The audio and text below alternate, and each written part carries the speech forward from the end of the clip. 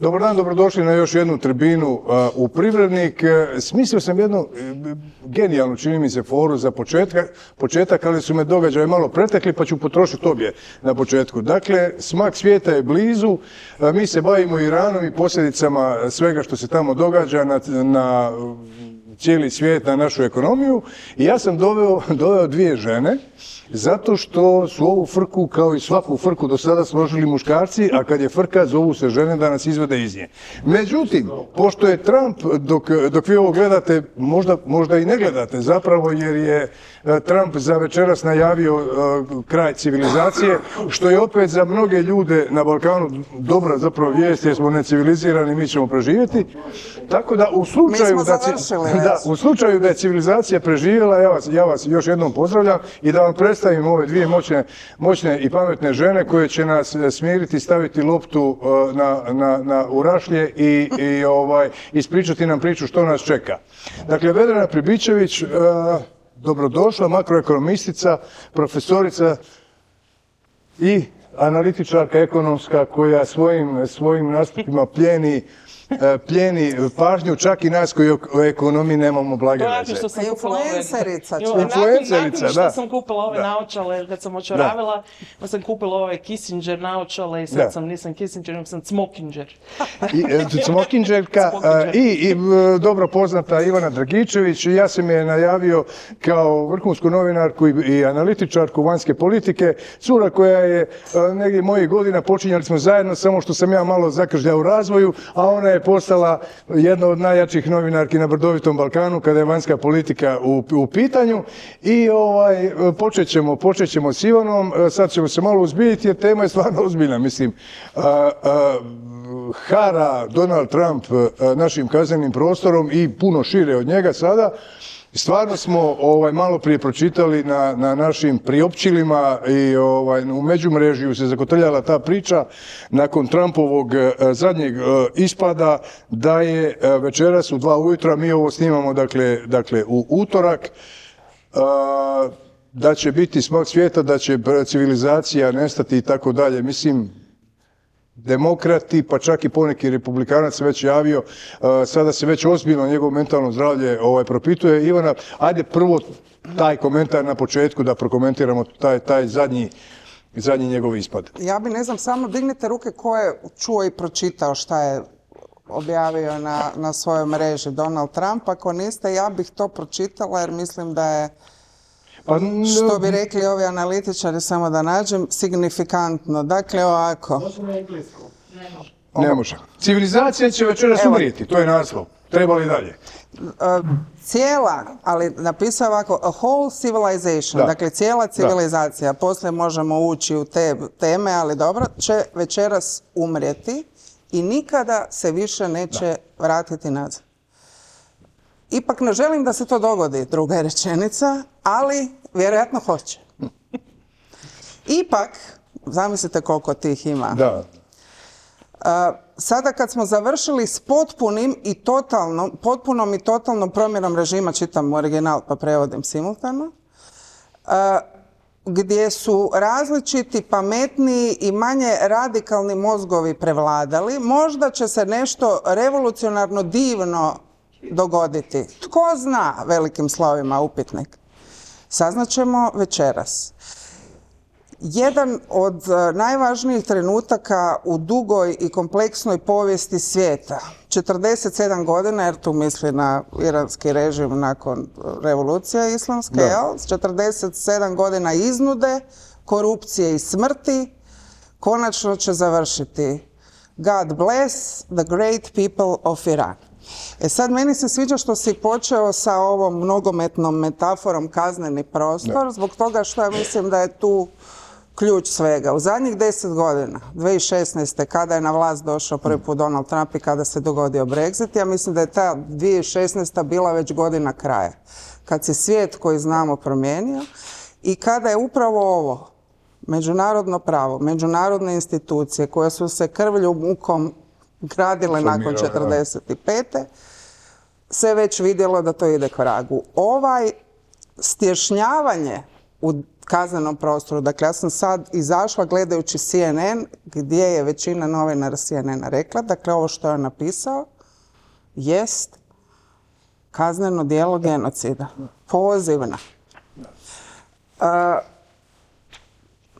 Rusija, Ukrajina, Amerika, Iran i dakle dvije države članice, stalne članice Vijeća sigurnosti UN-a koje na takav radikalan način krše međunarodno pravo. Znači da ako ne dođe do kraja civilizacije iranske, perzijske, bliskoistočne, koje god, u nekom trenutku, ako još vjerujemo u racio i ne tumačimo sa tim da su ljudi ludi ili ovako i onako, će neko morati sjesti za taj stol i prekrojiti taj svijet. Ja?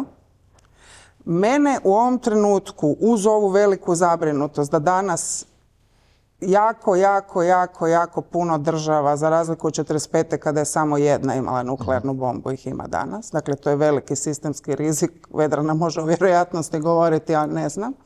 Ali imam ovu visceralnu anksioznost već danas. Dakle, zaista imam fizički strah mi se pojavio, a kao neko ko analizira globalne događaje nisam baš sklona padanju u afan, jel? Što bi rekli? I druga stvar je ta da ti nemaš protuodgovor. Dakle, ta količina sile, to je i dalje najjača vojska na svijetu, to je i dalje najjača ekonomija, dakle to je najjača sfera utjecaja i s nama je međusobno povezana primarno kroz NATO. I tu je taj neki prostor, uz naravno ovo o čemu će Vedrana govoriti, dakle taj udar koji je veći, pretpostavljam, jel? Statistički od onog 70. godina i obzirom na globalnu povezanost ekonomije koja je puno veća nego tada. Ovo COVID nam je pokazao jedno prvo onako šmek šta to znači, jel? Kad te domine na ovaj način počnu padati. Ja mislim da je ta nesvjesnost ovoga što mi danas gledamo u Hrvatskoj na televiziji, da je kao sve med i mlijeko i da je sve divno, to mene zabrinjava. Da su građani odustali od osvještavanja sebe kao dijela globalne situacije. Evo, to ti je samo uvod moj neki, kažem, samo da dam tam osjećaj, jer je osjećaj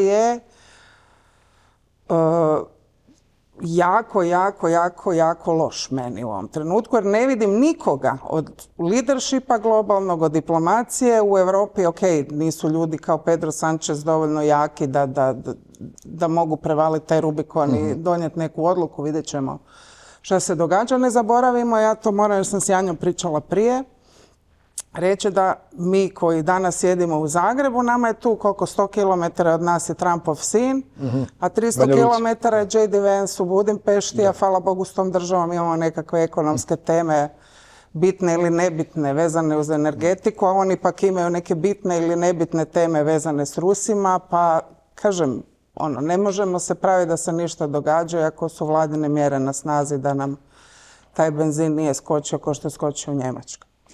Dobro, spomenula si međunarodno pravo, mislim, mi smo ovdje tu gdje ti sjediš, sjedio je Božo Kovačević, bio je tu Viktor Gotovac, ne znam više tko je bio treći, ispričavam se, i govorili smo, postavljalo se pitanje o međunarodnom pravu i romantično se gledalo na stvaranje UN-a i tako dalje, međutim, je li uopće međunarodno pravo na način na koji ga mi definiramo, poznajemo i želimo da postoji, je li uopće ikad postojalo za velike? Ili su to bila, kako se kaže, međunarodna pravila?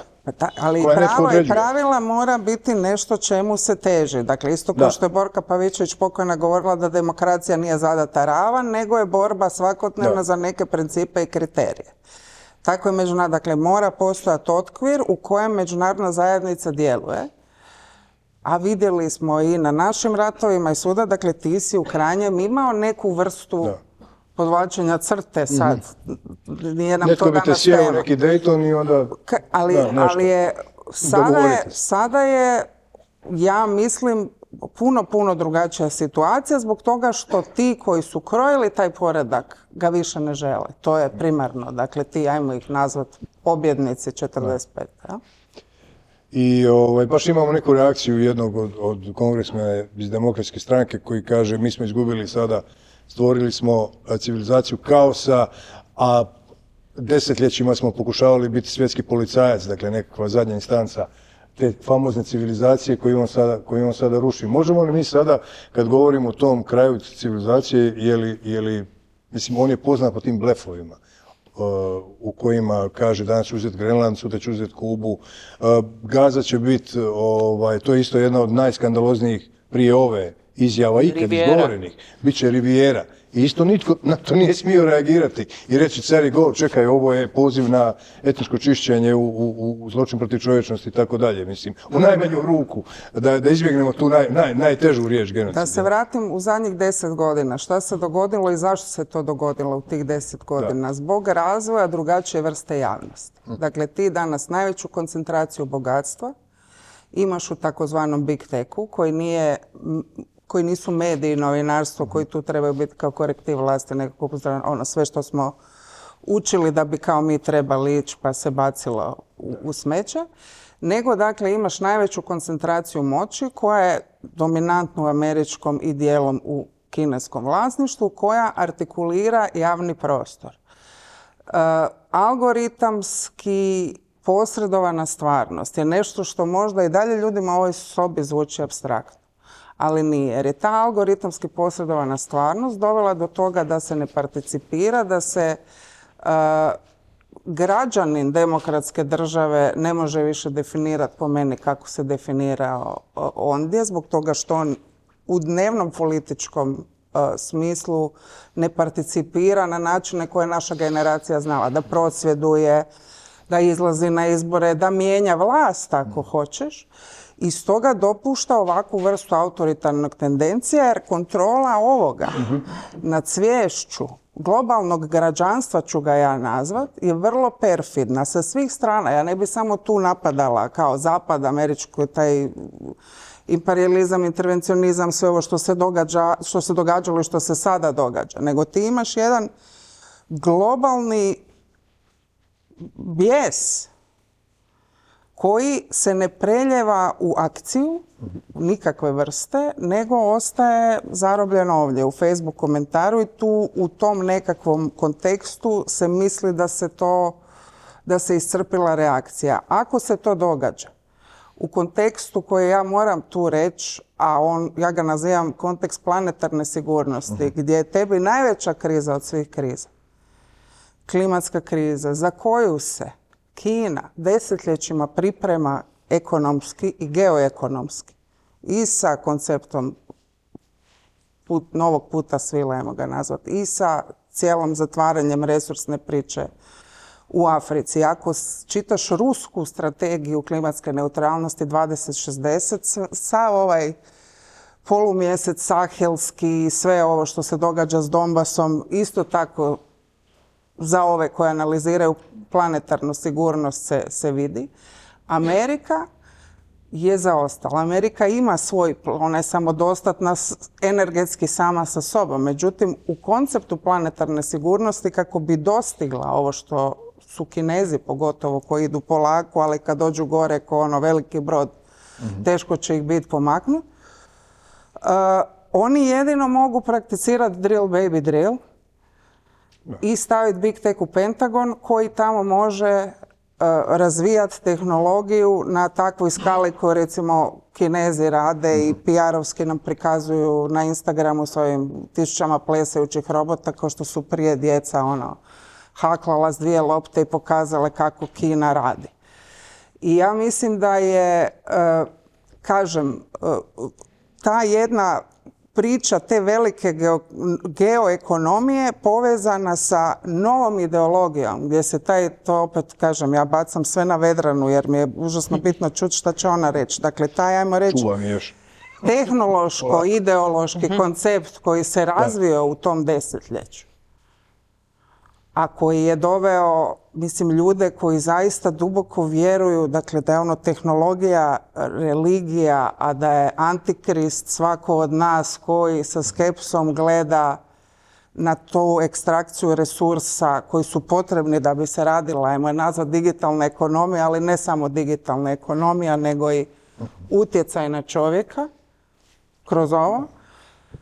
kažem, i dalje mnogim ljudima zvuči apstraktno, a to je realnost koju živimo i to je ekonomija koju radimo. Mislim, nama je jedna od najjačih firmi danas u hrvatskoj vojnoj industriji firma koja proizvodi dronove, jel?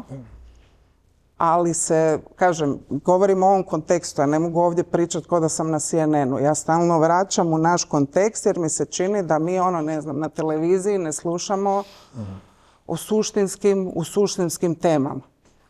Jer naši analitičari govore kako se čuje iz Bijele kuće. Oprosti, ne sjediš u Bijele kuće. Who cares? I who cares u krajnjem. Ali, dakle, moraš gledati iz perspektive ove zemlje, u ovom kontekstu, u ovom susjedstvu, s ovakvim vodstvom, s ovakvim globalnim tektonskim promjenama, gdje se mi pravimo ko da teče med i mlijeko i ništa se nas ne tiče. Dobro, možda je kuhanje žabe, ja mislim. Možda je vodstvo preoptimistična riječ, jer je pitanje što se tu vodi ako mi imamo prvu reakciju na napad na Iran je podrška napadu na Iran, onda Iran odgovori, onda je osuda terorističkih. Da li ti imaš i dole, ako gledaš, ajmo je nazvati mikroregiju koja nikad nije mikroregija, a to je Bliski istok jer je ona duša geopolitike zadnjeg stoljeća od Prvog svjetskog rata kad se ta karta krojila, jel, sa Sykes-Picotovim sporom i tako dalje, pogotovo te regije, Perzije, svega, ali ti imaš u ovom trenutku dole, dakle, i Izrael i Iran. Izrael s ovom kombinatorikom Netanjahua sa radikalnom desnicom, dakle, to je fundamentalistički drive. Tu nemaš pragmatične politike, racija, diplomatskog, ne znam, Kissingerovskog, koga je spomenuo. Dakle, tu je, mislim, imaš, ali tu je iznimno bitan taj dio te jednadžbe. Jer i u Washingtonu, i u Moskvi, jer to su te dvije adrese sada ključne i za taj dio svijeta, kao što je povijesno ruski dio utjecaja isto bio bitan na toj dijelu svijeta. Svi ti, pa kako ću ih nazvati, režimi, imaju duboki taj vjerski / civilizacijski element i to je ono što je zastrašujuće. To nije politički, to nije ekonomski, nego je taj fanatično predani, jel? Da budem vrlo nježna. I tu je najveća opasnost, jer kad si ti vjerski ratnik, tu imamo problem. Onda u utjecaju na tvoje akcije, jel? Je li, nisam ljubitelj teorije zavjere, umišljali smo da smo ozbiljni novinari, uvijek smo tražili nekakve dokaze za bilo kakve tvrdnje i jako teško zalazim u to polje, ali sad ću biti na granici jer si sama dotakla te nekakve elite tehnološke za koju se pretpostavlja da upravlja nekakvim silnicama i u Americi i tako dalje, utječe dosta na Trumpa, pa se povuku, pa on smijeni ovoga, pa dovede drugog i tako dalje. Imamo li mi tu jednu kombinaciju, gledala si sve te izlučne izbore u republikanskoj stranci koje mi ovdje ne gledamo, ne pratimo kao da nisu važni, a zapravo govore o Bilu, kako se tamo stvari razvijaju zadnjih 20 godina gdje evangelički nekakvi propovjednici dolaze vrlo visoko i govore o Izraelu kao izabranoj zemlji, Mesiji koji dolazi kako treba baciti bombu tamo atomsku. To su stvari koje se do samog polufinala govore. Pa onda se iskristalizira jedan koji to nekako makne, ali ta baza ostaje i dalje. Sad uz tu fundamentalističku, luđačku nekakvu bazu koja je nama potpuno strana, imamo ove tehnološke manijake koji su se malo profilirali. Koji su tehno-fundamentalisti na neki način. I sad imamo li sada tu priču koja je zapravo teorija zavjere? Da je ta nekakva svjetska elita na neki način zbog te količine love koja se tu vrti, bilijardi koje su nama nezamislive kao cifre, to zna bolje naravno Vedrana, da jednostavno nas više ne promatra uopće kao nekakva ljudska bića, nego kao resurse s kojima se može operirati u milionima, više manje, baciti negdje nekakvu bombu, ubaciti neku priču, jer ovaj slučaj Epstein, gdje se oni zabavljaju sa nekakvim... Skačem, ali on pokazuje je način na koji oni nas doživljavaju. Mi vidimo te transkripte gdje oni nekakvu djecu bacaju u žensku djecu bacaju kao da su bitno. resurs, promatraju kao resurs nebitni, jedan potrošni. Kao maramice papirnate, sad smo na ručku, obrisali smo ruku, ovo smo bacili. Daj druge maramice. Dakle, u školi puštati intervju u digitalnog urednika New York Timesa s Peterom Thielom. Da. Jer, kažem, mi čitamo, dakle, on je čovjek koji je in charge, ajmo tako reći, tehnološki, ekonomski, dakle, Palantir je firma koja eksperimentira na ratištima, ajmo reći, danas, jel? Na dva međutim, vratila bi se, kažem, čini mi se da uzimam vrijeme Vedrani.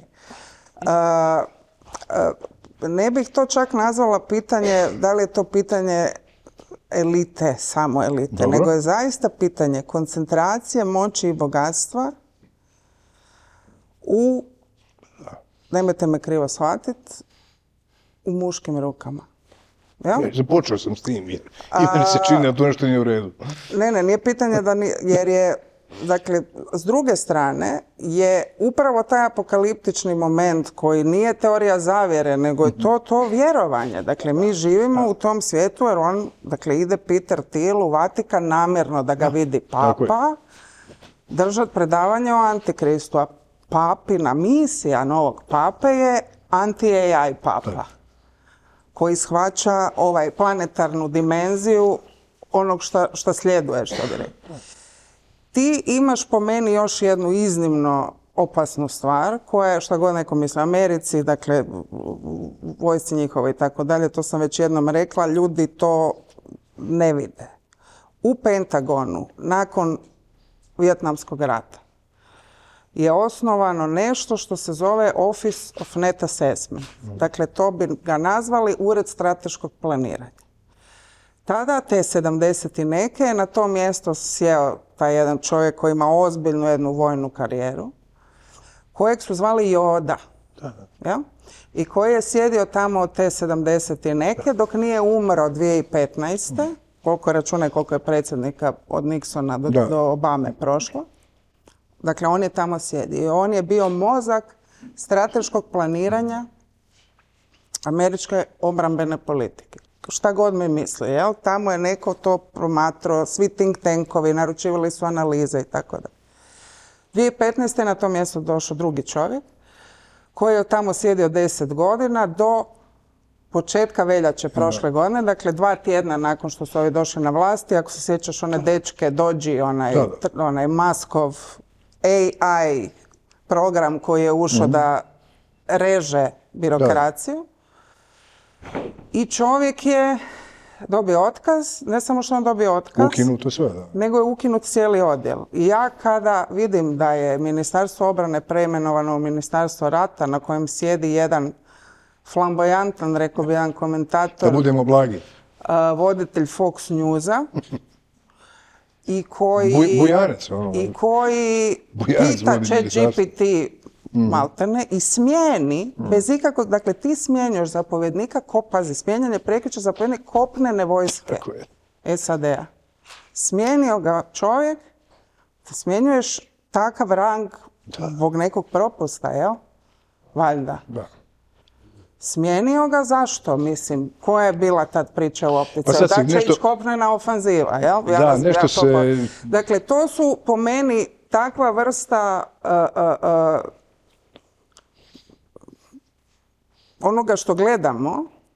Dakle, može se promatrati kao super kocka se jer može mu se, ali to je nikad, ja mislim, to nismo vidjeli u bilo kakvom, u bilo kojem kontekstu moderne povijesti. Dobro, sada ćemo Daj se Vedranu. posvetiti Vedrani, jer pa mislim bilo je zanimljivo, ja sam siguran da i publici, tako da nisam želio prekidati pa skakati s jedne teme na drugu, sad Vedrana navali na ekonomiju, a i ono strah me prepametna je ova. Ali mogu ja Previše samo- zna, mogu ja nju malo sam- nadopuniti sve sam niži bio u fotelji. Ma nisam, ja kažem Jel da mogu ja nju meni... jednostavno nadopuniti nju? Jel mogu ja nju Izvoli. jednostavno Jer ja nadopuniti? sve Ja mislim izlazi, jer ja ne mislim znam- da Baš da, naravno. Ivana tu upekla jednu super temu. Ja. Ja sam o tom pričala i ljudi su se jako naljutili. Moja teza je da je SAD zapravo teenage civilizacija. Što znači teenage civilizacija? Dakle, vi kad gledate u prosjeku To je njena obsesija u zadnje vrijeme. Kad po prosjeku pogledajte koliko traju carstva kroz povijest, otprilike je nekakvih 300 godina. I nakon 300 godina ili se raspadnete ili postanete civilizacija. Ne? I sad u čemu je stvar? To je dosta zanimljivo, vi kad pogledate način na koji oni funkcioniraju, recimo to je odličan simptom. Dakle, otpustiš takvog nekakvog tipa koji ima 10 godina iskustva, očito operativnog, i ukineš to u potpunosti i staviš, to je ko da ja, ne znam, evo, dobro, ne možda Saša, ti si Srbin, ali da recimo da stavim nekog takvog nekog za ministra rada, ne? Mislim, to je, Ima ništa logičnije. možda ne bi ovdje mogao biti ministar rada, ali... Ja jednog, ali neću javno. Dakle, da doslovno, stavite nekog ko zapravo nema, da nema nikakvog operativnog iskustva. To je prva stvar. Druga stvar, imate situaciju u SAD-u da doista oni su puno pokušavali sebe pronaći.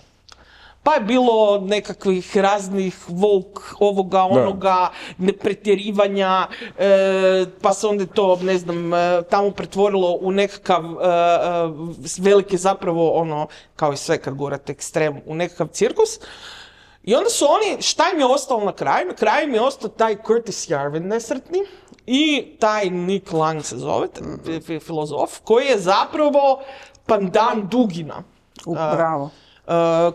Dugin je napisao zapravo cijelu ideju o Trećem Rimu, šta će se dogoditi sa svijetom, ne? Sad, što je razlika između Dugina i Curtisa Yarvina?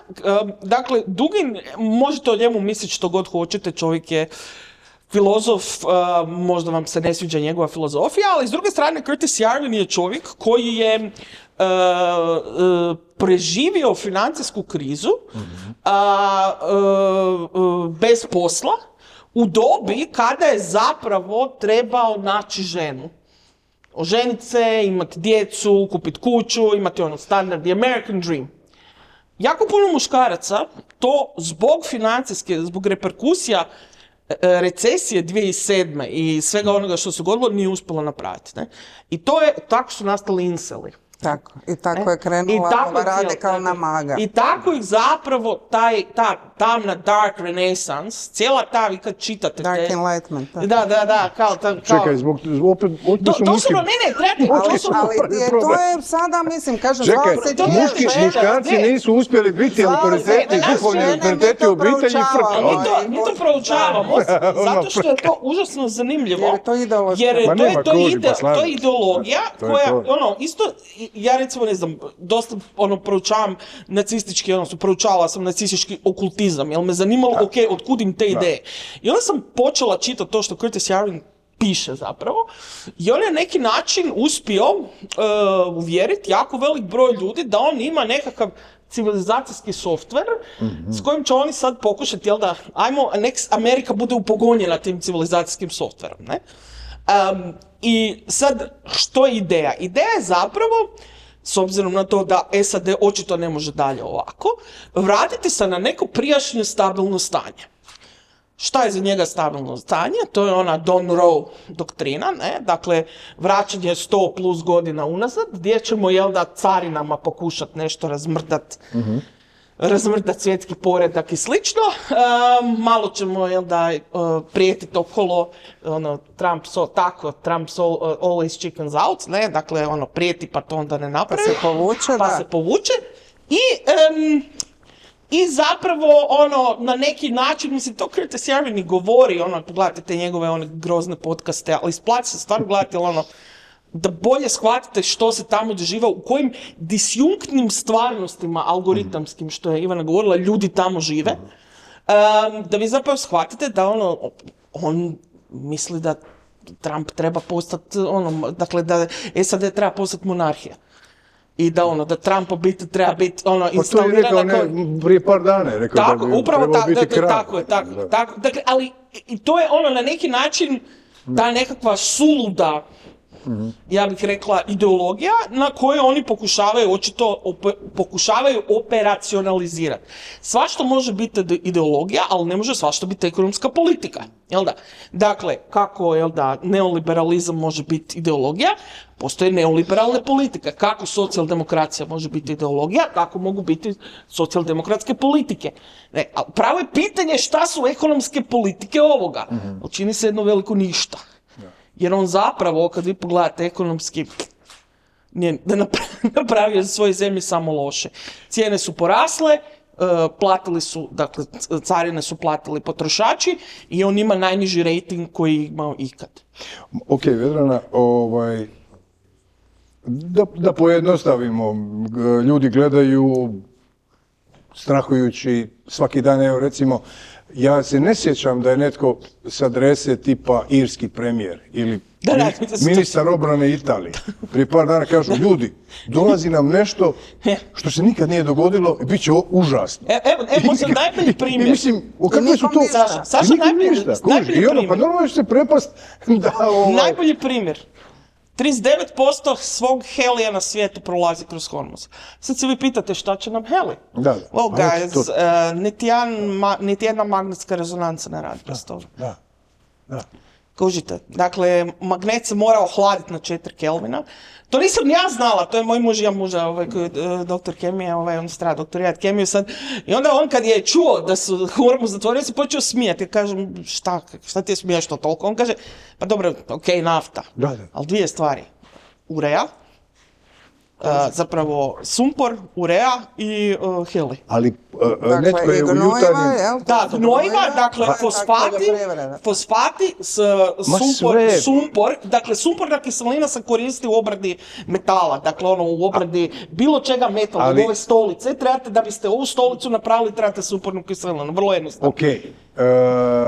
Netko je napisao tekst u jutarnjem ili večernjem, na portalu sam čitao, kratak tekst, što je sve poskupilo i što će sve poskupiti ili po ovom novom govoru poskupjeti. Dakle, kad poskupi nafta, onda niz drugih stvari koje su temeljne. Ali nekih stvari neće ni biti. Pa mislim, šećer, pšenica, žito i tako dalje. Ali nekih stvari neće ni biti. To je, ljudi moraju shvatiti, ne da neće, jel me kužite? Neće se moći, da. Dakle, preko trećine helija na svijetu prolazi tamo. Nećemo moći raditi na rođendanjima balone i govoriti smiješno. Ali isto tako znači da bilo koliko treba operirati koljeno, leđa, morate ići na magnetsku, ili ćete morati čekati duže, ili jednostavno strojevi se neće imati čime dopuniti. Dobro, Hrvati će se to adaptirati fenomenalno, jer onako ne mogu na magnetsku. Da, i ovako ne mogu na magnetsku, ali neke stvari koje uzimamo jako zdravo za gotovo, će ili dramatično poskupiti, ili ih uopće neće biti. Ja bi mogu pitati jedno pitanje, jer me zanima jako što Vedrana misli. Pitanje trenutka kad će ona preuzeti ovo. Ne, nego samo mi je to bitno, jer ne znam, dakle, užasno mi je bitno ovo pitanje što si ti rekao za Trumpa kao kockara, kao špekulanta, kao toga. Dakle, jako sad ima sve više i više tih analiza, ja stvarno burzu ne razumijem. Da je razumijem, možda ne bi sjedila tu s vama u ovom trenutku. Dakle, jer to zaista moguće na ovaj način kockati, spekulirati. Pa da, je, mislim, apsolutno. Na tim razinama, jer kažem... Eto, ima ja dodatak ovom pitanju. Dakle, uzela si mi vjerovali, ne reći dosta, ali da, mislim, možemo li mi njega uopće, to sam rekao s ovom gazom, shvaćati ozbiljno, ali kad ti najaviš kraj civilizacije, onda su danas i netko rekao, sada si frajeru stjeran u kut, Iza ovoga nema više skandalozne izjave koje ćeš ti za 3 sata reći, puj pike, ne vadi se, javio mi se... Ima se 2 u 2 dana, psovku, što nikad viđeno isto. Psovanje i ovo. Javio mi se Kamne iz Kome i rekao, stari, dogovorit ćemo se, pa nećemo sad baciti atomsku bombu na tekra. Mislim, kažem... Je li to nekakav plan njegov, koji je glup, koji iritira sve, ili je egzibicionizam? Postoji neka teorija, evo da odgovorim, postoji neka teorija da on zapravo ima neki svoj insider tradere, koji na konto tih informacija zarađuju ekstra profita. To je jedna stvar. Druga stvar, imamo da je, dakle, tvrtka njegovih sinova u Emiratima imala showcase tvrtka postoji 15 dana i showcase-uju nekakvu tehnologiju tamo za obranu dronova. Dakle, to bi u bilo kojoj normalnoj demokraciji bilo neviđeno da to je kao da to recimo tvoj sin radi, na primjer, a ti si predsjednica Hrvatske i on ide, ne znam, tamo po Ukrajini i prodaje nekakve dronove, koje sa firmom starom 15 dana, ne? Dakle, to je nečuveno na neki način. Onda imate slučaj recimo sa tim Polymarketom, ne, tamo gdje se stalno možete kladiti na svašta. Evo, mogu se kladiti ne znam, nešto za tebe, ne, ali ne bi puno ljudi se htjelo kladiti. Na mene sigurno. Da, tebe ne sigurno, ti si prilično predvidljiv, ali ljudi se klade na svašta. I onda ispadne da se ekipa kladi po neki vrlo zanimljivi vole, ti se klade na bit će napad bit će napad na Venezuelu, bit će napad na Iran i slično. Dakle, i mislim da mi je to, negdje sam to čitala, stvarno se više ne sjećam, ovom košmaru gdje je, svaki 15 minuta mi ljudi šalju poruke, hoće li biti atomskog rata ili ne, i negdje sam čitala da je on negdje zapravo, da su njegovi sinovi izjavili da je njemu zapravo cilj njihovog mandata je da se oni postanu najbogatija obitelj u SAD-u i da su to njihove vrhovne vjernosti da ih za druge stvari. Dobro, ali to je Marvelov nekakav, film po Marvelovom romanu. Da, to je Iron Man na neki način, ali kažem, da li on zapravo, pravo je pitanje, ne, da li on doista planira koristiti nuklearno oružje. Mislim ovak, ja sam često puta su me ljudi, sad kad je počeo rat u Iranu, onda ljude podsjetite kakva je geografija Irana. Mislim, to nije nešto, ja ne znam zašto ljudi ljute na to toliko, ali Iran izgleda tak kak izgleda, ne? Imate, znate, svi zemljopisi, imate planine s jedne, s druge strane, imate pustinju u sredini, nije to baš, možete ga vi osvojiti, ali ga je užasno teško zadržati. I sad, na Foxu se, barem prošli tjedan, pojavljuju razni ti, ja ih zovu bobbleheads, dakle ove koji pričači, razni, kako to je ime, Englezi neko ime, pundits, tako je. Pundits, njegove, da. Ekspoziture njegove. Da, ekspoziture nekakve, koji se pojavljaju i njega pokušavaju, dakle, uvjeriti zapravo da je to slično kao Japan, jer Japan, da smo ga zapravo, odnosno ga SAD okupirao trupama, bilo bi jako puno mrtvih i na japanskoj i na strani SAD-a, ali onda je bolje, da baciti atomsku bombu, pa pogine samo, koliko već, 300 plus tisuća ljudi, ne? Naravno svih japanskih, ne? I sad, i da je to kao, to je sad usporedivo, pa kao možda je to pravi trenutak da bacite atomsku bombu tamo. Sad, što je problem inače s atomskim naoružanjem? Ja to cijelo vrijeme ljudima pokušavam objasniti. Mi ekonomisti smo na neki način sukrivi za atomsko naoružanje, zato što smo mi izračunali da je najbolji način kad jedna strana ima atomsku bombu, da je druga strana ima atomsku bombu i da je najbolji odgovor na lansiranje isto lansiranje. Ne? I to smo tamo negdje do kraja 50-ih uspjeli izračunati da je to, nažalost, tako i da je taj mutual assured destruction scenarij, dakle, međusobnog uništenja, ne?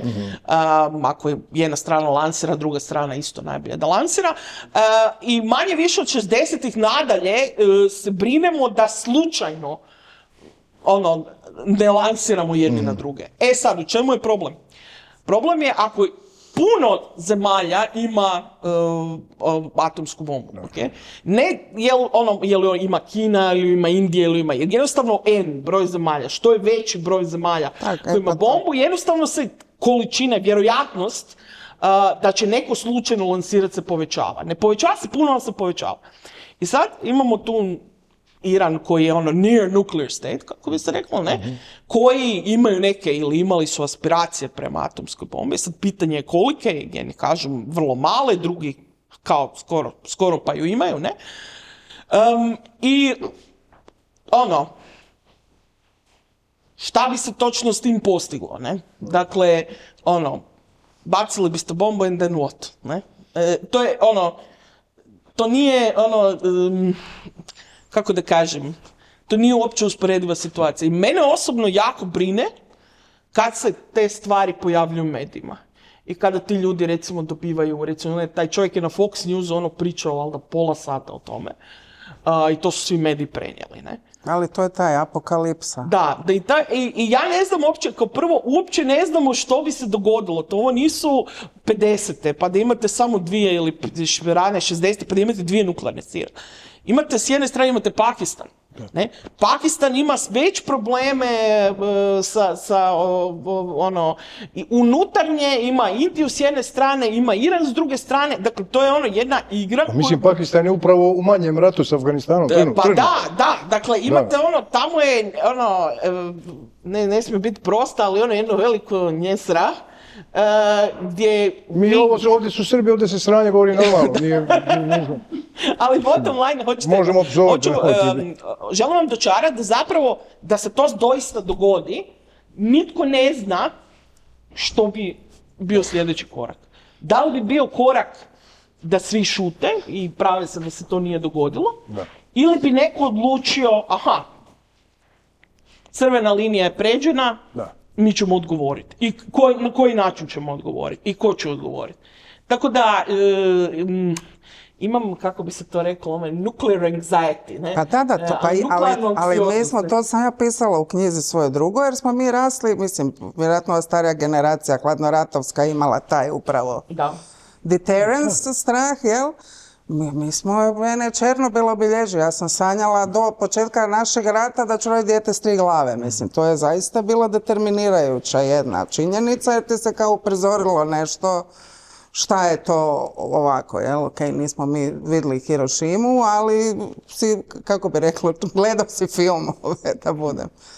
Ali ja bi samo, ako mogu, sad sam našla, Steve Bannon je rekao neki dan kad smo kod ove civilizacije, ovo mi je super što se rekla 250-300 godina, on je rekao, kaže da je, napravit ćemo ono što je i Aleksandar Veliki prije 2300 godina. Dakle, to jest taj mindset, ja ne znam kako bi ga nazvao, ali samo kontekst ove apokalipse koja smiješno zvuči. Dakle, ti gledaj, šta je, što bi rekli ovim stručnim diplomatskim rječnikom, endgame? Za Trumpa. Dakle, 6. siječanj smo gledali, upad u Kongres, isto nikad viđeno. Dakle, prvi trajektorij, 11. mjesec u midterms, njega, ako dobiju demokrati, što isto za neku drugu tribinu, hoće li, neće li, šta će li, njega čeka impeachment. Ovaj put za stvarno, jel, ako oni dobiju većinu. Dakle, to je prvi rok. Drugi rok koji je bitan u ovom smislu zajedničkog, jer nemojmo zaboraviti, početkom veljače je istekao jedini važeći sporazum međunarodni između Rusije i Amerike o ograničenju nuklearnih bojevih glava u svijetu. Dakle, on ne postoji. Na džemdo. Sad smo na džemdo. Dakle, nema papira, nema nikog da te tuži sudu nikakvom, jer nema. Od početka veljače oni su se dogovorili, ajde do 6. mjeseca ne bumo. Šta ne bute? Putin koji mu je endgame, dakle ima optužnicu Međunarodnog kaznenog suda, dakle isto pred kraj života jaše medvjede, regrutira Nepalce, plaća ih, pušta ljude iz ovih 4 sahelske zemlje koje je pokorio i instalirao najmlađeg vojnu huntu Burkina Faso Traorea 30 godina koji govori narodu da treba zabraniti gejeve i da zaborave na koncept demokracije. To je ova narativna priča.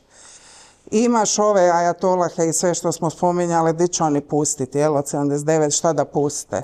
Prevrat, koji prevrat? Pa smo vidjeli šta su radili žena ovih svih zadnjih 5-6 godina što smo gledali. Dakle, kakva je mogućnost tog prevrata unutar? Pa nije to ni baš tako lako u tako velikoj kompleksnoj zemlji sa takvim strukturama i sa iranskom revolucionarnom gardom koja je jedna od najjačih, hajmo reći, proksi snaga u tom području cijelom, plus sad smo vidjeli s ovim, u 48 sati oni u ovom digitalnom Trumpovu pa rasturili su i kakve videe rade, AI. Dakle, cijeli ovaj digitalni prostor, niko nije očekivao od nekog zaostalog tog ajatolaškog Irana da će u digitalni rat ući al pari s Amerikom. Treće, imaš, kažem, Netanjahua spomenutog, koji isto nakon Gaze, neka svega, dakle, isto optužnica Međunarodnog kaznenog suda s ovim radikalnim desničarima, ovim Ben-Gvirovima i svim, koji su uveli smrtnu kaznu. za terorizam samo za Palestince prošli tjedan, kojemu je endgame. Xi Jinping koji je već promijenio ustav koji će vlada do smrti vječno, jel? I čekamo isto, vidjet ćemo. Dakle, mi imamo jednu tu situaciju gdje su i najveće globalne sile i ove neuralgične točke kritične gdje imamo takav razmjer zločina koji gledamo, kažemo, od Ukrajine do Gaze i nazad. Isto ono on scale and dimension koji je ono nevjerojatan i opet se vraćam na ovo tvoje i nikom ništa, ja? I očekivati od tih ljudi koji igraju taj endgame racionalnost da sjede može, ali taj racionalnost je ova dilerska, ova Donald Trump Jr. u Banja Luci i J.D. Vance u Budimpešti, koji kaže mi smo sad moralna koalicija, kaže on Viktoru Orbanu, evo prije 4 sata, i donio sam sporazum, naša nafta riješit će se. Dakle, to onda nije više demokratski princip, niti princip međunarodnog prava i poretka. Kako se to zove, kako će se to zvati? I kažem, hoće li sad večeras u 8 ili kad je najavio da će se to nešto dogoditi nakon ovih nekoliko koraka koje gledamo od, ponavljam, Ukrajine do Gaze u zadnjih 4-5 godina, dakle gdje se ništa nije promijenilo u svijetu, samo je sve gore i gore. To mene brine jer ti nemaš nikoga. Meni je sjajno kad sam vidjela Ursula von der Leyen da stavlja za Uskrs video iz svog prekrasnog imanja s pilićem malim koji pijuće i ona ga mazi na Instagramu. I da se ide, ne znam, svuda okolo i sve. Ja to ne želim. Ja želim nekog za kog su građani demokratskih država, bilo koje se još zovu demokratske države, pa čak imaju onaj liberalno u njemu, još uvijek. Šta god ko mislio. Dobro, da imaju odgovornost prema svom građanstvu, a ne da mijenjaju sustav ko što ga je Orban promijenio, da ne znam ko da dođe. Bog, otac, najliberalno demokratski, progresivni, kogod, ne može promijeniti taj sustav jer je ono adaptiran takvoj vrsti vlasti, ko što sad vidimo u Poljskoj, gdje je nevjerojatna priča da si ti nakon toliko godina te ekstremne desnice na vlasti dobio Tuska koji je EPP,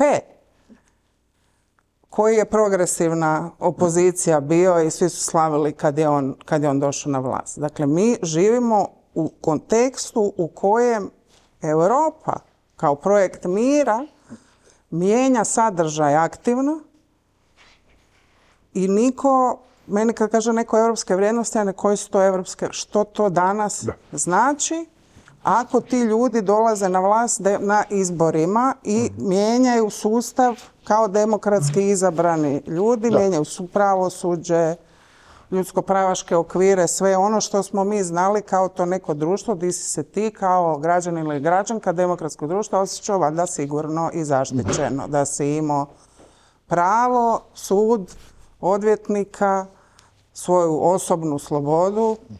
Sada je više nemaš i opet se vraćam na Vedranino zato što je taj teološko-ideološki kompleks toga upravo taj koji se aktivno stvara. Sa Threadwives, sa svim onim, dakle da mi ne trebamo više imati niti prava. Dakle, to nije zezancija sa Instagramom. To je koncept koji se aktivno gura u naša društva i protiv kog mi moramo javno govoriti. Ti nas puste, pa i ovdje. Dakle, to je iznimno bitno jer to nije samo bomba na Iran, to je bomba u naš koncept života, ajmo ga mislim. Evo, sorry, morala sam to reći jer jako me to boli me to, jel? Meni je odlično što si spomenula taj koncept Threadwives i inače tog plina koji se pušta, ne? Algoritamskog plina, ne? Isuse, dobro, druga ću zapisati. Da, algoritamski plin. Mislim, jako puno toga ima, ne? Taj jedan plin, taj dakle, Artificial General Intelligence ili AGI, evo, još samo malo, evo, doći ćemo do super inteligencije, samo nam dajte još milijardu. Mislim, to su apsolutne gluposti. bilo ko, evo ja kao odgovorna kao osoba koja sam submitala više Horizona iz AI-a, nisam computer scientist, ali nešto barem znam o tome, pa mogu o tome, ajmo reći, informiranije pričati nego neka prosječna osoba.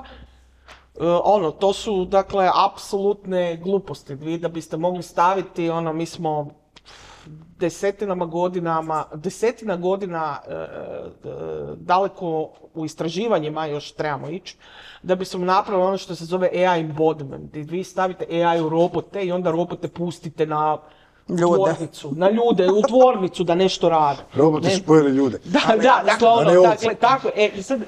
To su apsolutne gluposti kad slušate te sve tek. Ček, ima pitanje tu za te gluposti, ako te mogu...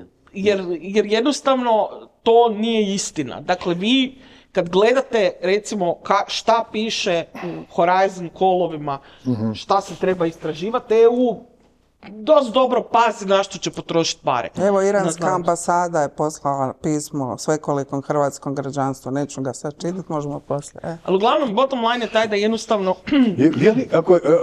Je li to pradomovinski rat? Ako su i Hrvati iz Irana, je li ovo pradomovinski rat? To je razini fora. Ne, please. Crni humor. Ali ono što sam htjela reći, zašto je taj AI embodiment povezan zapravo s ratom? To je povezano i s tim zašto je Trump stavio šefove tech kompanija kao generale. What the hell? Meni to izgleda kao neki SF. Zašto je to napravio? Zato što je najlakši način da progurete AI embodiment i počnete AI stavljati u stvari su dronovi i rat. Imam pitanje, prepametno si, zaboravit ću što sam htio pitati.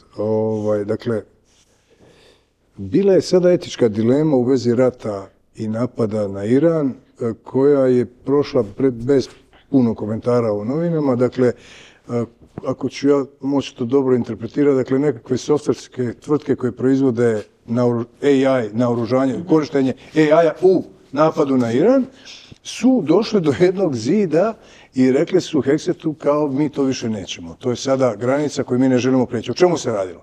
Znači, AI prikuplja sve moguće podatke o protivniku i kaže ti gdje su njihove neuralgične točke, gdje ga da gađaš. Ti si samo zapravo na neki način izvršitelj, više imaš think tankove, vjerojatno vojne i tako dalje, ali sad se to već analizira zajedno. Što kaže AI, što kažu naše... I onda ti se desi škola djevojčica u Iranu. Tako je, da, samo malo. I onda su ovi rekli, mogućnost pogrešaka je toliko velika da mi ne želimo preuzeti tu odgovornost za cijeli svijet. Oni su ih koristili u napadu na Venezuelu i na Iran prvi put. I to je bilo super. Međutim, sada se događa, došlo se do toga da je Hexe tražio da se AI-u omogući da u sred napada koji je isplanirao AI, a ne nekakav američki general odluči napadaj sada desno krilo. Napadaj, baci tamo atomsku bombu. A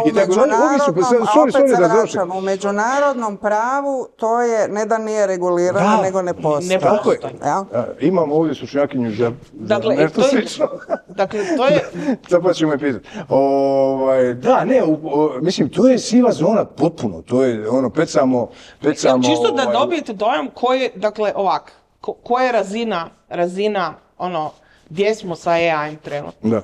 Dakle, AI se inače koristi u medicini i to je jedno od prvih mjesta gdje postoji AI certifikacija i AI standardi. Vi kada, recimo, gledate hrpu slika sa mamograma, učitate ih u model i onda možete, dakle, model će vam reći sa nekom preciznošću koja je vjerojatnost da će žena dobiti, dakle, rak, ne znam, za x godina, ne?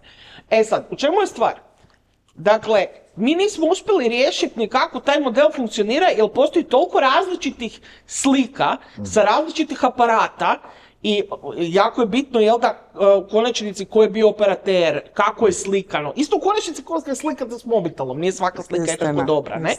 I to, dakle, to nije riješeno do te mjere da su oni njima rekli, čekajte, nemojte to koristiti, dakle, vi svojim ljudskim očima gledajte slike, a AI si malo pomognite, ali to vam ne smije biti glavno oružje koje ćete koristiti u dijagnostici. A s druge strane, ovdje imaš ideju da bi AI trebao odlučiti da dakle to je Europska unija je donijela AI Act s razlogom. Dakle, da AI odlučuje u bilo čemu bez ljudske intervencije, takozvanog human in the loop. Jel da, ili ja moram znati, ako meni AI nešto predloži, u konačnici ja mogu preuzeti odgovornost ako taj AI napravi nekom nešto. Jer sam ja fizička osoba i ja mogu biti odgovorna. AI ne može biti odgovoran za ništa. Ne? Što se onda događa? Ovo što se događa u SAD-u. Ne? I to je zašto oni to rade? Vraćamo se na one moje priče o AI embodimentu. Postoji veliki bet, velika oklada u AI u SAD-u. Ne? Dakle, imate kružno financiranje. Nvidia daje OpenAI daje Nvidia i dakle sve je povezano. I sad u čemu je stvar? To je izgleda jedan veliki mjehur. I morate imati sljedeći probaj. Sljedeći probaj je taj AI embodiment, a oni to jedino kako SAD može to napraviti kroz vojsku. Jer industriju nemaju. Za razliku od Europe, koja ima industriju, koja ima industrijske podatke i to actually može napraviti. Ne? Dakle, ja mislim da je apsolutno skandalozno da su se bilo ko od tech magnata pristao tako nešto napraviti. Mislim da to je... Neki su odbili, onda su drugi uskočili mrtvi ladni, jer su profiti naravno senzacionalni. Mislim da je okej da ih nemamo riječi u Claude-u. Nakon toga je OpenAI ušao u cijelu stvar. Ne, Claude je kao rekao, Anthropic ne želi to raditi, ali neko vrijeme su to radile. Ne? Dakle, to je ono čega se trebamo bojati. Dakle, ja se uopće zapravo možda čak i ne bojim toliko više atomske eksplozije. Ok, bojim se, ali nekako mislim se ako padne, kuću gotova, pa bye bye, ne? Ono čeg se bojim su recimo hrpe dronova koji upravljaju umjetna inteligencija. Koji zuje okolo stalno. A koji je angažirao voditelj s Fox Newsa. Da. I to zuji okolo konstantno. Ja ne znam jel zuji, jel me samo snima, jel me samo gleda, jel samo tu prolazi kao što je to u Kopenhagenu bilo, ne? Ili će mi baciti ručnu granatu na glavu. I imaš taj još jedan dio kad kažu da mora Europa ovu legislativu zbog konkurentnosti rezati sve. Dakle, treća dimenzija onog što dolazi, što nije nužno vezano za ratovanje, ako dođe, je pitanje te neurotehnologije, koja može isto tako pomoći u medicini i u svemu, ali može, što kineska vojska radi, eksperimentira, dakle može utjecati na kogniciju ljudsku. Dakle, tako što imaš već ako iko proba meta naočale, ja se ne osjećam dobro kad ja sa naočalama govorim Meta, reci mi što je ova zgrada? I onda on meni tu govori kroz moju lubanju, pa tu zgradu je izgradio arhitekt, te godine, unutra je društvo Privrednik, sjedi Saša Kosanović. Razumiješ? Dakle, mi dolazimo u to razdoblje i vraćam se opet na koje naše malo društvo nije pripremljeno. Ako ideš na ovu ultimativnu uništenje, ja bih pročitala zadnju rečenicu, sad oprosti jer sam čitala to, jer su poslali kao i ovdje, svim prijateljski, da.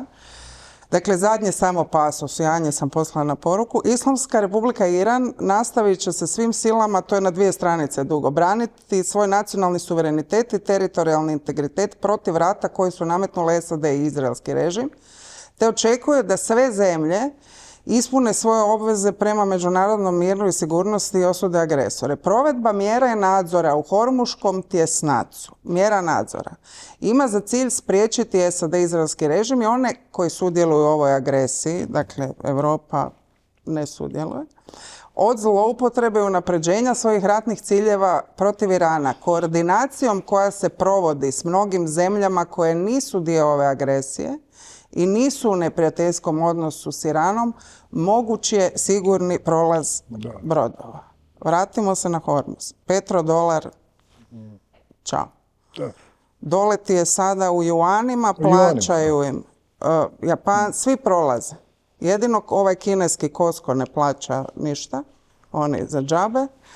Dakle, ti imaš dole vozi kom daju da vozi, jel?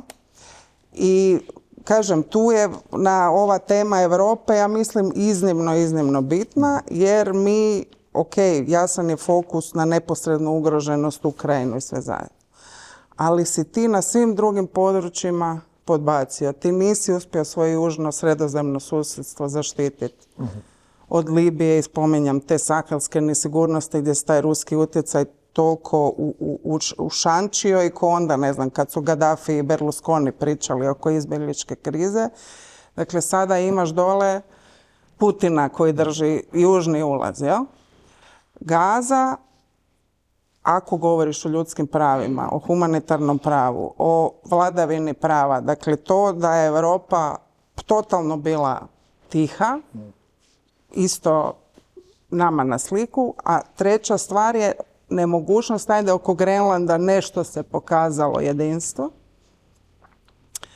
To da ti ne možeš imati konstrukt Europe, u stvari ne dozvoljava još uvijek zajedničku vanjsku i sigurnosnu politiku, nego zajedničke smjernice, ja?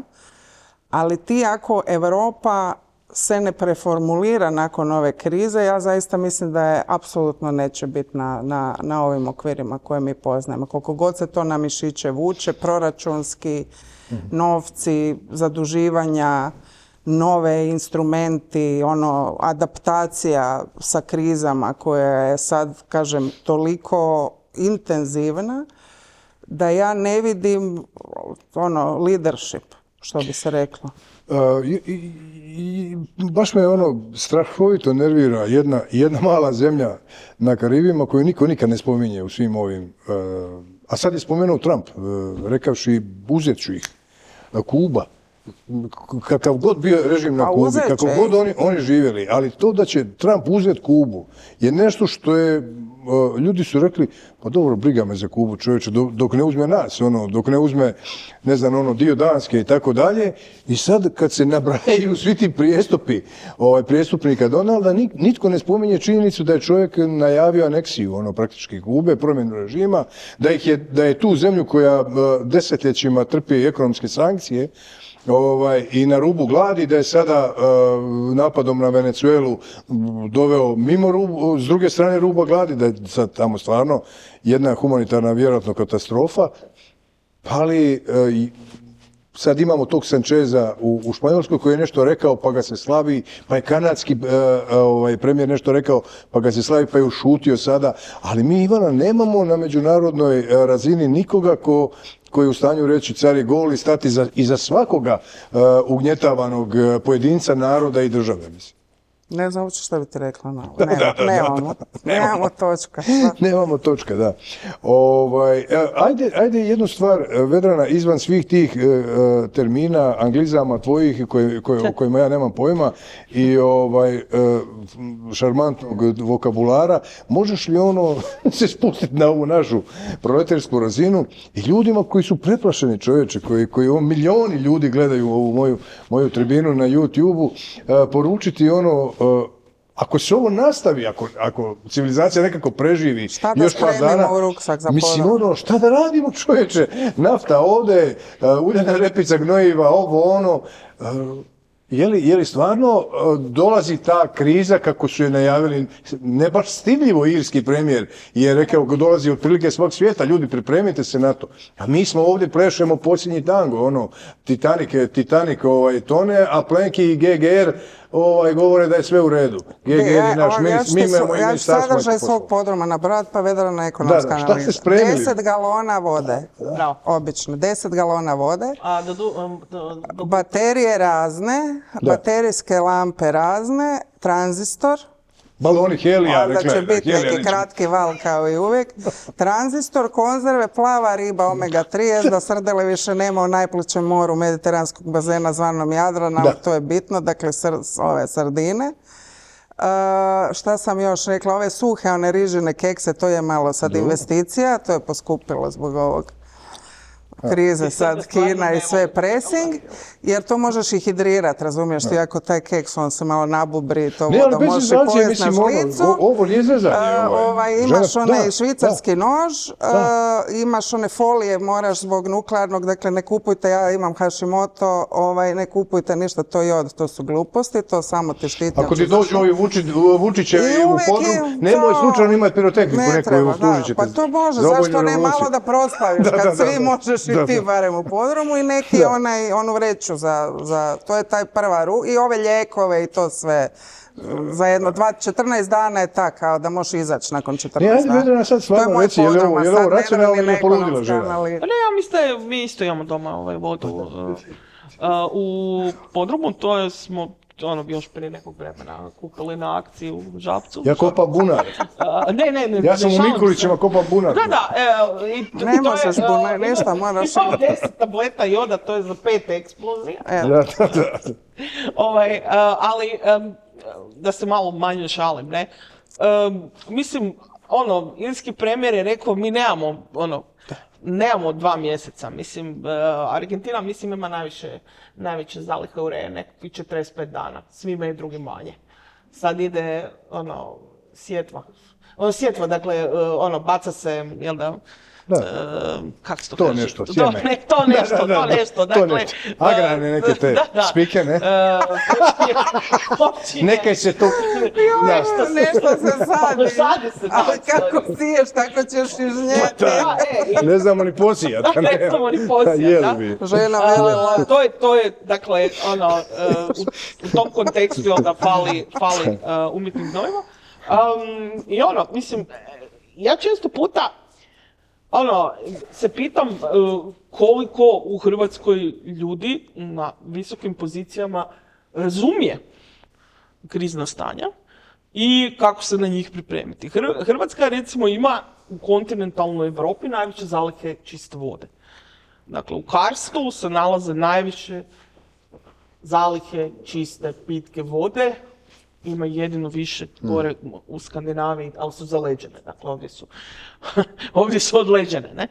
To je recimo jedan naš strateški resurs koji će biti iznimno bitan ne samo u nekom potencijalnom ratu i sukobu, nego i konačnici klimatske promjene i zbog tog vodenog stresa koji dolazi i utječe na samu poljoprivredu, ne? To je prva stvar. Druga stvar, pitanje je koliko ljudi na visokim pozicijama u Hrvatskoj razmišlja o tome hoće li nas neki od naših susjeda napast.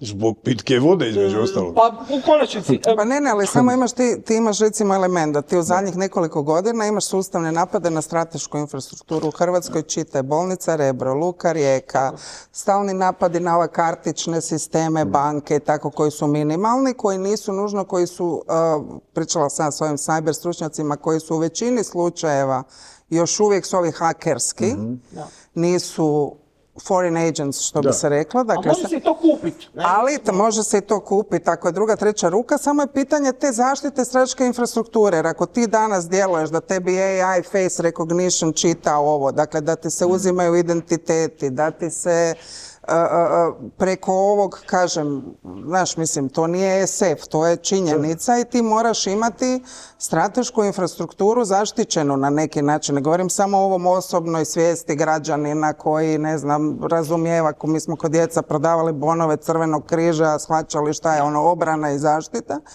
I priča se sad i o odlasku u vojsku i sve je to super, samo mene zanima da li taj jedan koncept razumijevanja tog novog okvira koji ne mora nužno biti zastrašujući, nacionalističkog naboja, sve, nego može biti jedan normalni civilni razmišljanje o trenutku svjetskom u kojem mi živimo i kojem, kao iako smo članica Europske unije i NATO-a, razumijevamo i naš, ne samo ono geografsko i svako drugo pozicioniranje i onda iz toga ide ovo tvoje stalno provejavajuće pitanje koja je to naša onda vanjska politika i koja je to naša pozicija, je li stalno ta konfliktna kontradikcija koju ja zovem dionika vanjsko-političke kreacije Hrvatske ili ima nešto više, ili ima nešto sadržajno što mi tome možemo dati. Dakle, ili ovi što se jako nude ili što se jako povlače, ja to zovem tako, ove dve silnice, pa ih ne može niko. A šta je to što mi dajemo? Mene to stalno zanima, jer ti imaš jako puno malih država u svijetu koji daju nešto, pa ako hoćeš ideju, a nije da baš smo, kako bi rekla, imaš ti još uvijek nekih ljudi koji hoće nešto misliti i razumijevati o tim procesima i opet, da se vratim, za razliku od Europske unije i dalje okcidentalnog tog pristupa ostatku svijeta, na čemu onda svi ovi drugi grade taj rascijep prema Europi ostatka svijeta, mi imamo drukčiju povijest, hoćeš nećeš. Dakle, naša povijest međunarodna je drugačija od zapadne Europe, ko što je ostatak ove pod željeznom zavesom, Varšavskim paktom istočne Europe koja je sad ušla i ima drugi udio u Europi zbog Ukrajinskog rata, opet ima drugu vrstu povijesti međunarodne od zapadne Europe. I ja mislim da mi premalo to koristimo, previše ideologiziramo to vrijeme, dakle prema tome se može vrlo pragmatično danas u međunarodnim odnosima postupati, ali tu ko da nema hrabrosti, opet nema ideje, jer ti ćeš i dalje uvijek, kad dođeš u tu Afriku koja je zadojena mržnjom prema Europi i kojoj se sada aktivno radi na tome, a to je, ne zaboravimo, resurse smo spomenuli, najmlađa populacija svjetska do 2050. milijardu Afrikanaca mlađih od 30 godina.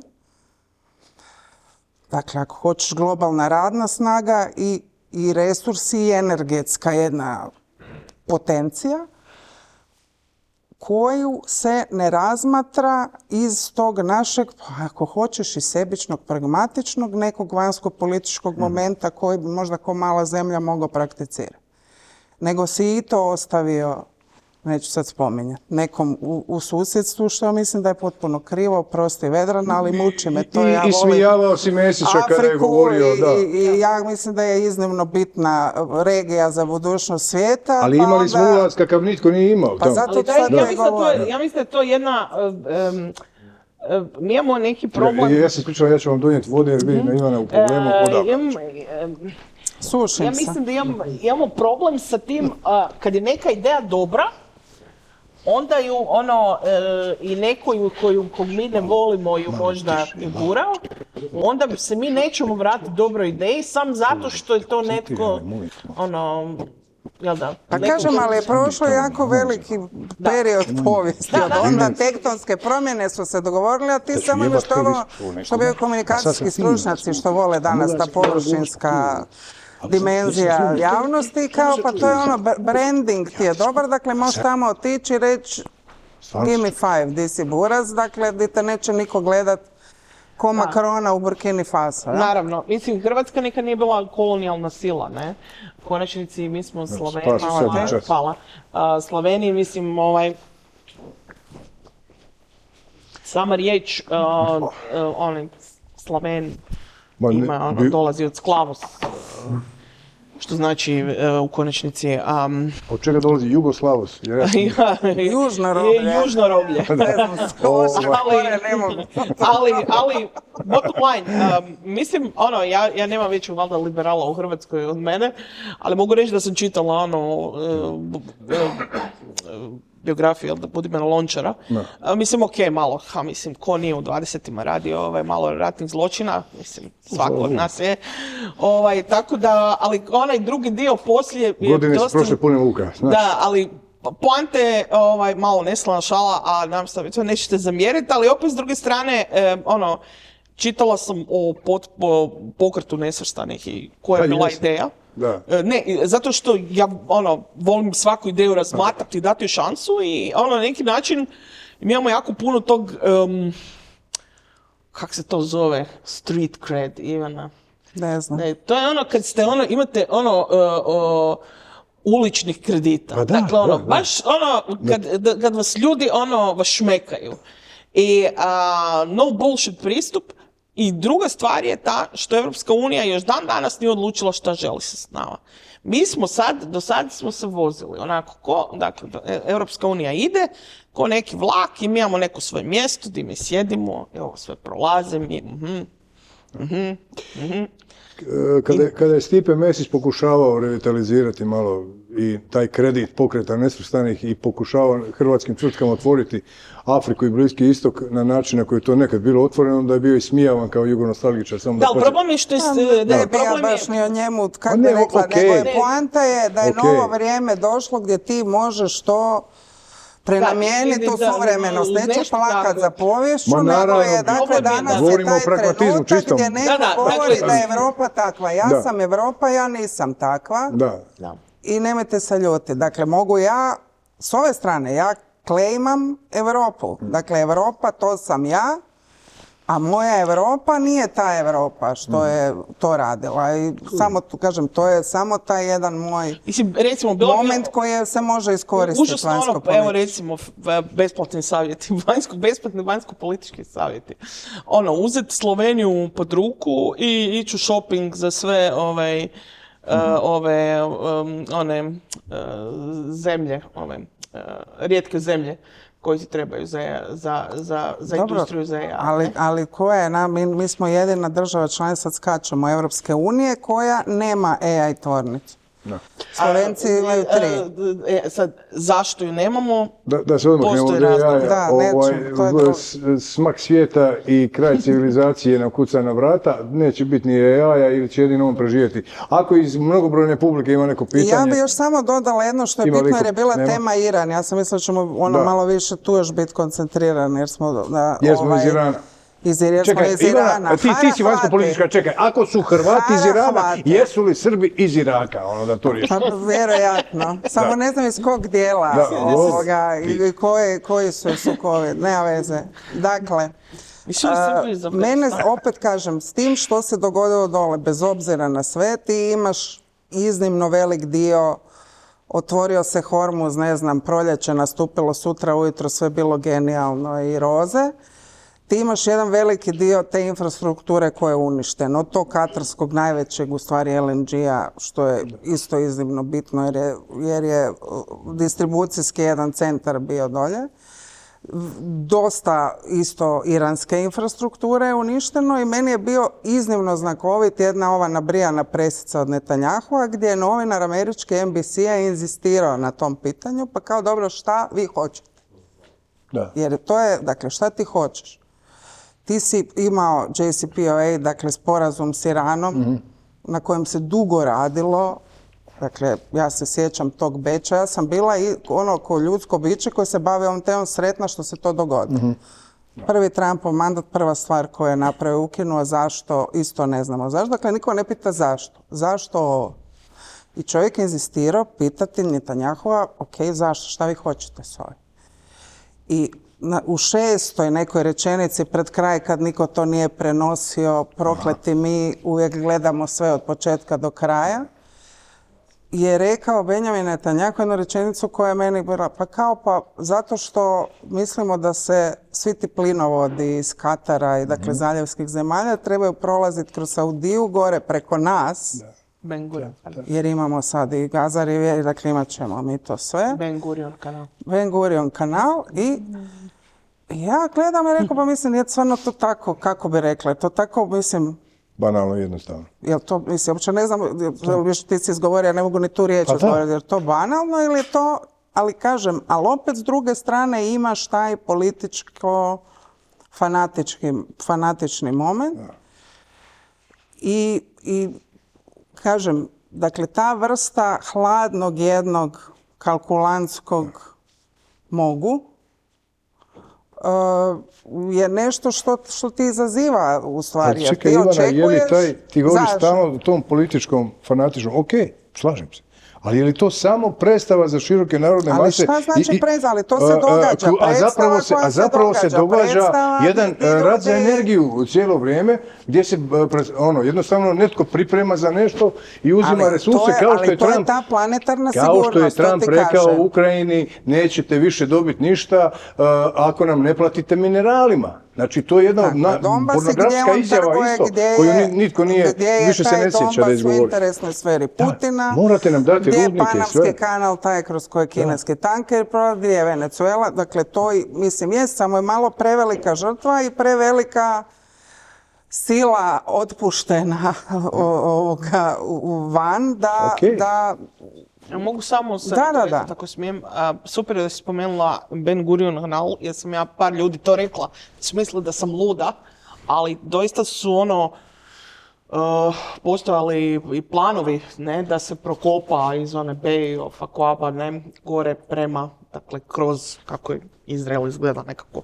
ovako i sad ima tu taj špic i onda bi to išlo zapravo pored Gaze, bi zapravo se bilo spojeno sa Sredozemnim morem i tim biste riješili dvije stvari, odnosno riješili biste s jedne strane Suezki kanal, a s druge strane biste riješili Hormuški tjesnac. Tako je, koji su uvijek kritični. I naravno to je kanal na koji bi imao nuklearni štit. To je isto, recimo, dosta, nema baš puno kanala nuklearni štit, ne. I to je, i ako pogledate i Abraham Accords 2020. koji su potpisani zbog toga. I to je na neki način endgame cijele stvari, ne? Ma nema, super je, gledala si naravno i svi smo gledali kada novinar pita Trumpa zašto se napala Venezuela. On kaže zbog nafte. A sufliramo, tip pored njega govori, pa ne, ali demokracija, pa politički zatvornici, što ovaj ga 3-4 puta zaredom smiri, kaže, pa ne, pusti me, zbog nafte. Dakle, tu je, mislim, ogoljeno do kraja. Zašto bi to bilo, zašto bi teško bilo zamisliti da u svijetu u kojem stalno čitamo... Nije to uopće teško zamisliti, samo kažem pitanje što nakon, dakle, jer ako pitanje je kakav taj novi, dakle, ti moraš imati poredak neki, oni se sad mogu poklad, ruše ga upravo nama pred očima, ne moraš ga imati, trebaš imati samo dogovor, kako si ti sama rekla, oko nafte, ti meni, ja tebi, to mi se vraćamo u to neko vrijeme. Kažem, ali ti opet imaš, hoće li biti, kažem, što je globalno građanstvo, koje hoćeš, nećeš, je odgovaralo ili je bilo regrutirano pa je ratovalo kroz povijest ili se tim ratovima protivilo ili glasalo za nekad ili stajalo uz ideologiju A ili B. Ja sada ne mogu projicirati to što se događa, osim na ovaj način koji smo spominjali, a to je da je ta vrsta nekog globalnog teokratskog konzervativizma ili konzervativnog teokracije, ne znam kako se to kaže uopće, koja razbija fundament onog na čem smo mi stvoreni, dakle naša generacija, ja? Možda bi to mogli nazvati neki teokratski imperijalizam, neke, kužiš, kao neoimperijalne tendencije. Civilizacijski. Tako je, ali potpuno naspram onoga, recimo, što je bila ideja Evropske unije, ne? Jer ja sam to i... Ali zato je svima, i to je jako zanimljivo, što je do sad tom transatlantskom i ruskom imperijalnom, ovom, dakle, ajmo reći, Trumpovoj, kako se zove, hemisferskom, ovom imperijalnom, onom tamo, ne znam kako bi nazvala, kineskom i ovom, dakle, mi smo. Problem. A problem smo zbog vrlo jednostavnog razloga. Dakle, i to ljudi baš možda je teško razmišljati postimperijalno. Zato što onda, kako kaže Clinton, it's the economy stupid, ne? Jednom kad poštelate ekonomske zapravo silnice, stvari funkcioniraju. Šta zapravo Evropska unija radi? Ja cijelo vrijeme pokušavam na neki način skrenuti pozornost sa tih svih silnih političara Evropske unije, za kojih mnogi od njih smatram da doista rade od sebe klaune. Mislim, dobra su distrakcija dok EU radi nešto. EU je potpisala više zapravo ugovor o slobodnoj trgovini. I između ostalog... Šta bi to bila slobodna trgovina u svijetu svega ovoga što mi pričamo? Stvari je vrlo jednostavno. Dakle, ovako, Evropska unija vam je jedini imperij kojim se zemlje žele pridružiti. Niti jednom drugom imperiju se zemlje ne žele aktivno pridružiti.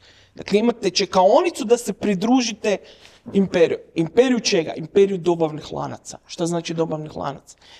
Evropska unija je smandrljana, i to ja uvijek, i to studentima tako objasnim. Evropska unija su smandrljane 3 imperijalne ambicije. Njemačka ambicija da nešto proizvedete, francuska ambicija da nešto regulirate i britanska ambicija da nešto standardizirate i mjerite. That's it.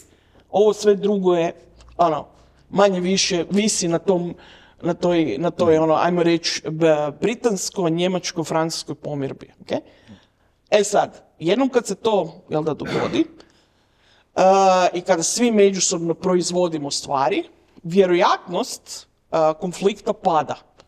Zašto? Pa onda nitko ne želi biti vojnik, zato što je moja haljina se možda radi u Španjolskoj, a možda se nešto proizvodi u Mađarskoj i tako dalje. Dakle, ti dugi dobavni lanci zapravo bi trebali, barem u teoriji, smanjivati vjerojatnost konflikta.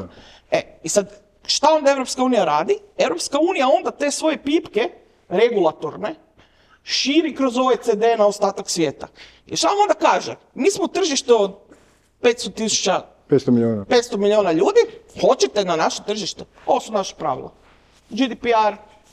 Nikad se u Europskoj uniji ne može dogoditi to, barem ne bez kazne, da vam, na primjer, neko automatski prikuplja podatke s vašeg profila, jel tako? I onda vas analizira, jel Ivana nekakvi tamo lijevi liberal ili šta je, ili boli li nju briga za klimu ili je dakle, to u SAD-u, ne postoji. To se u Europska unija uvela to kad je bila Cambridge Analytica, ne? I to je zapravo način da se oduprete toj, sad se vraćamo na sam početak, kako se to nazvala, to je algoritamskoj, kako da to nazovemo? Ne znam šta sam... tom algoritamskom skupljanju podataka o nama samima. Plinu, te ostire. Da, i plinu, ali isto o tom skupljanju algoritamskom informacije o nama i onda korištenja istog. Pa to je najveći socijalni eksperimenti. Tako je, da.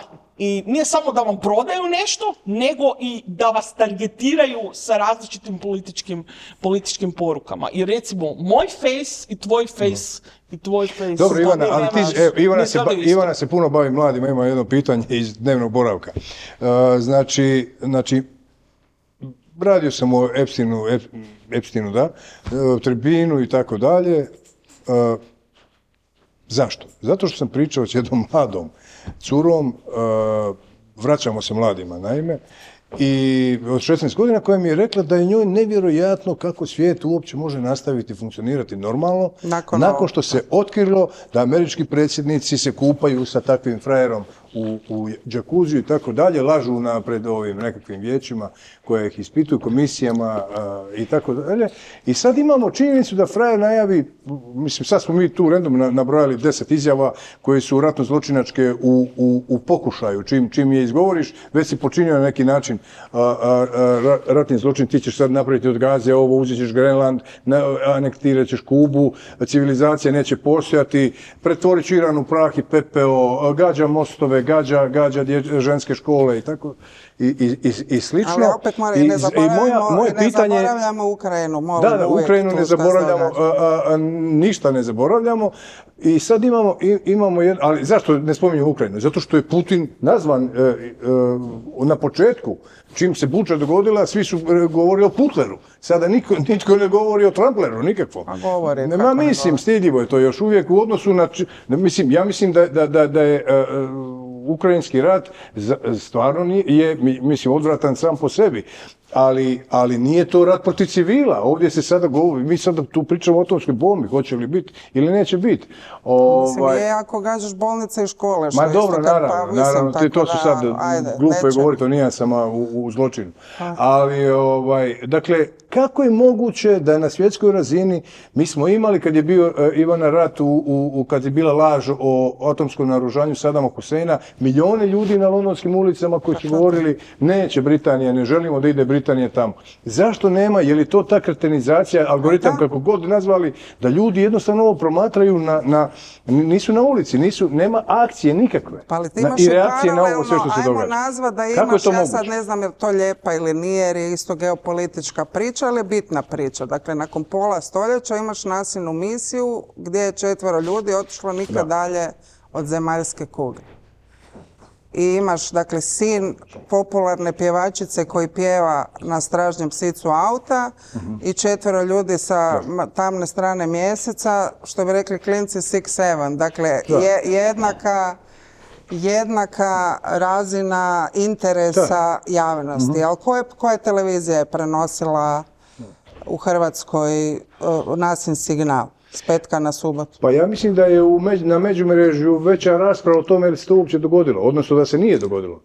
Nego da je netko pratio šta se zaista događa. A da ne govorim da ti imaš ljude koji sa geopolitičkog koji objašnjavaju zašto će Kina 2030. napraviti prvu stalnu misiju na mjesecu, šta se to događa, što je Europska svemirska agencija, koliko smo mi sudjelovali u stvaranju te kapsule Oriona i tako dalje i tako dalje. Dakle, ja znam od roditelja priču da su svi puljili u taj jedan televizor u ulici, kad je bio jedan mali čovjek za čovjeka, veliki za čovječanstvo. Gagarin, Lajka i sve, odrasli su na tim pričama.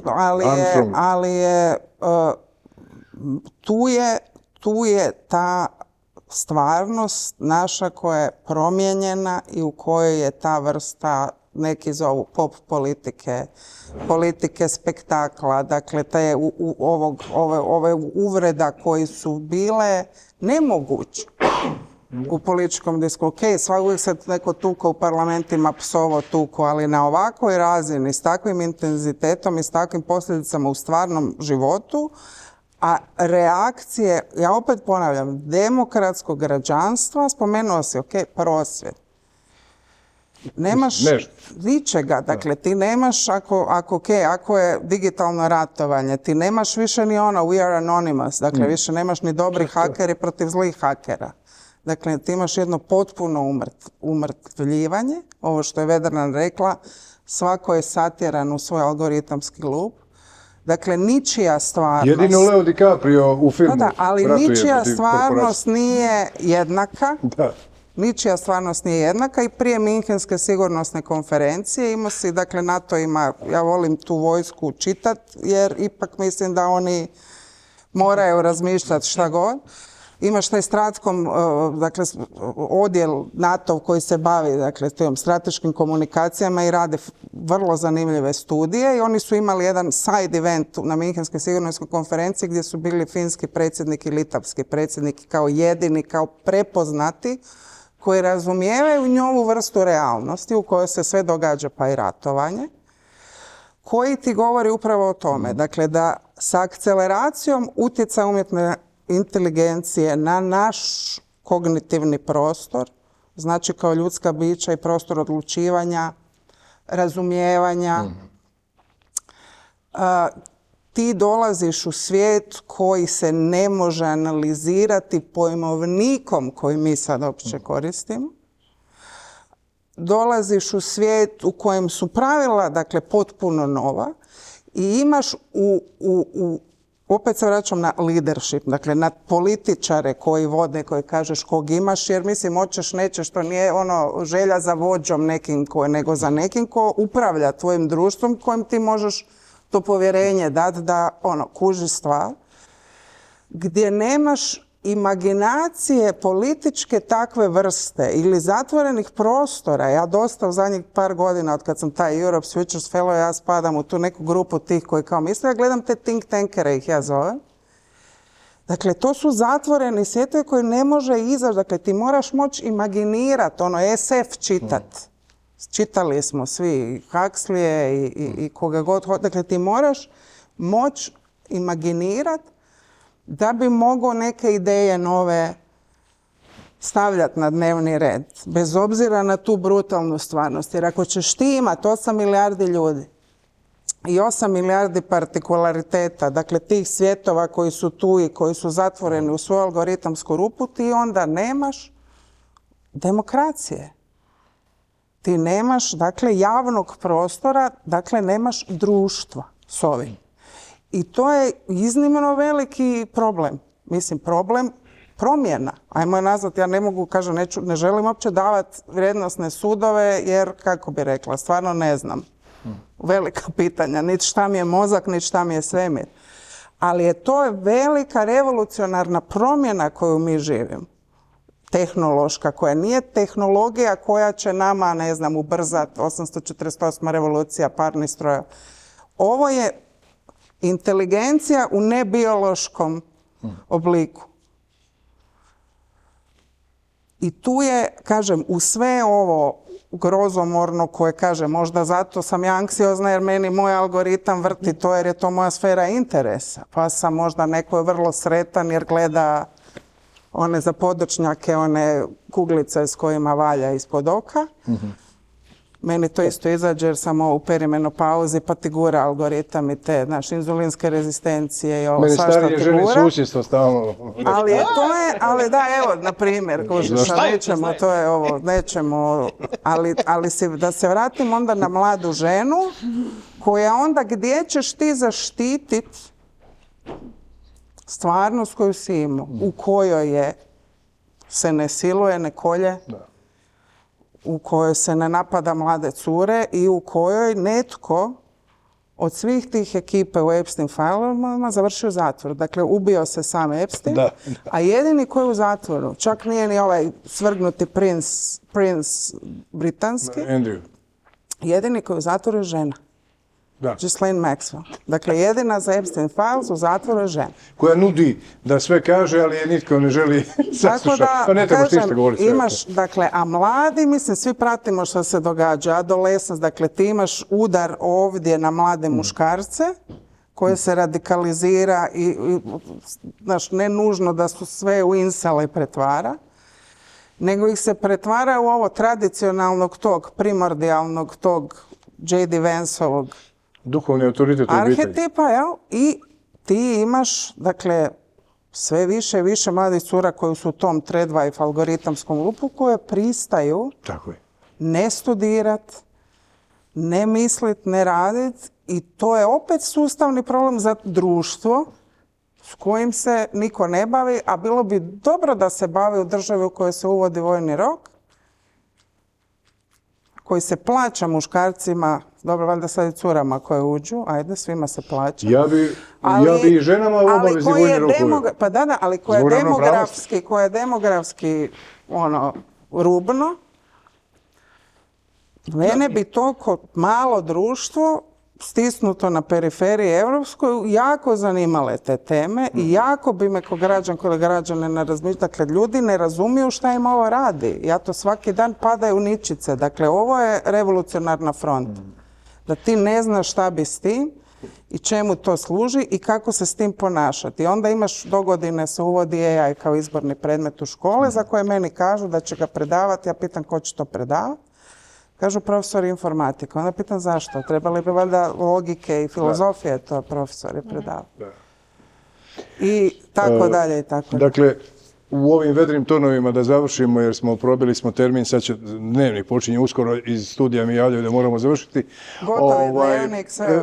Ja znam da ništa ne znam, za vas ne znam, ali ja od svega ovoga što smo napričali stvarno je bilo kvalitetno da cinično našalim na kraju. Najpametnije vam je zapamtiti da kupite 10 tableta joda, 10 galona vode, riže i sardina i čekajte, bit će skoro propast svijeta. Nek propadne, nije šteta. A mi se možda vidimo za 2 tjedna, ko zna. Hvala. Frenetični aplauz.